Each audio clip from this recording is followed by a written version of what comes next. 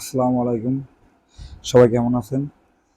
তো আজকে আমাদের ক্লাসটা হবে শুধুমাত্র প্রেজেন্ট সিম্পল টেন্স সম্পর্কে। অনেকেই এটা সহজে কীভাবে ব্যবহার করতে সঠিক নিয়মটা জানে না।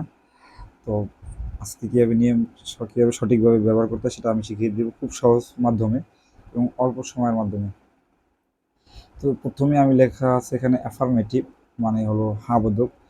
তো প্রেজেন্ট সিম্পল টেন্সের স্ট্রাকচারটা কেমন হবে? সাবজেক্ট প্লাস বেস ভার্ব এবং ভার্বের সাথে এস বা ইএস যদি সাবজেক্ট হি সি ইট থাকে। এতটুকু মনে রাখেন, শুধুমাত্র ভার্বের সাথে এস বা ইএস যোগ হবে যদি সাবজেক্ট হি সি ইট থাকে, এবং এস বা ইএস যোগ হবে এটা ডিপেন্ড করে ভার্বের উপরে, কী ধরনের ভার্ব আপনি ইউজ করতেছেন। দেন এখানে কিছু সেন্টেন্স লেখা আছে, যেমন আই ক্যান গো। এখানে আই হলো সাবজেক্ট এবং বেস ভার্ব বা ভার্ব অন হলো গো, মাঝখানে যেটা আছে ক্যান সেটা হলো মোরাল ভার্ব। তো তিনটে সেন্টেন্স আমি লিখেছি শুধুমাত্র যে সাবজেক্টগুলোর সাথে এস বা ইয়ে যোগ হয় না, আই ইউ দে। তারপর হলো এটাকে আমরা কীভাবে নেগেটিভ করতে পারি? নেগেটিভ করার নিয়মটা হলো subject plus do does do does সাথে not plus base verb. Subject যদি, এখানে আমি অলরেডি বলে ফেলেছি, সাবজেক্ট যদি হি সি ইট থাকে তাহলে এখানে ডাস হবে। সাবজেক্ট যদি আই থাকে, ইউ থাকে, দে থাকে, উই থাকে, তাহলে ডু হবে। তাহলে আমি এখানে ইউজ করতে পারি, যেহেতু আমার সাবজেক্ট আই কান্ট গো। যদি সাবজেক্ট ইউ কান্ট ইট। যদি subject they can do it, খুব ইজিলি। দেন কীভাবে আমি কোশ্চেন করতে পারি? কোশ্চেন করার নিয়ম হলো ডু ডাস আগে আনতে হবে plus subject plus base verb. যেহেতু আমার আই ক্যান গো, এখানে যেহেতু কোনো ডু ডাস নেই, সেহেতু ক্যান মডাল ভার্বটা আগে আনতে হবে। এরপর হলো সাবজেক্ট আই এবং বেস ভার্ব হলো গো। তার মানে হবে ক্যান আই গো, আমি কি যেতে পারি? ক্যান ইউ ইট, তুমি কি খেতে পারো? ক্যান দে ডু ইট, তারা কি এটা করতে পারে? এবার আসেন আপনার এস বাই ইয়েস কী কী ক্ষেত্রে ব্যবহার হয়, কীভাবে হয়, তার খুবই সিম্পল সেন্টেন্স দিয়ে আমি দেখিয়েছি। এখানে দেখা যাক এখানে। তো এখানে হলো হি ওয়ান্টস দিস শার্ট, সে এই শার্টটি চায়। তো ওয়ান্টের সাথে আমরা কেন এস যোগ করলাম? যেহেতু আমরা অলরেডি বলে ফেলেছি যে হি সি ইট থাকলে এখানে ভার্বের সাথে এস বা ইএস হয়। তো ওয়ান্টের সাথে ইএস কখনোই হয় না, সেহেতু আমরা যোগ করেছি এস। দেন তারপর হলো শি গোস টু স্কুল। তো আমরা এখানে বলতে পারতাম শি গো টু স্কুল। তো আমরা এখানে কেন এস বা ইএস যোগ করলাম?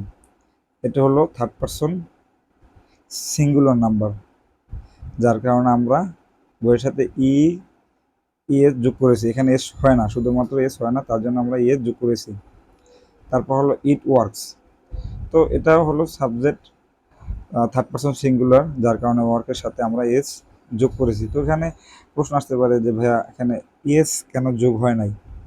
কারণ ইএস হলে ওয়ার্কস, এটা সেন্টেন্সটা ইনকমপ্লিট বা রং হবে, সেজন্য ওয়ার্কের সাথে কখনো ইএস যায় না, এস যায়, সেজন্য আমরা এস যোগ করেছি। তারপর এই সেন্টেন্সগুলো কীভাবে নেগেটিভ করতে পারি?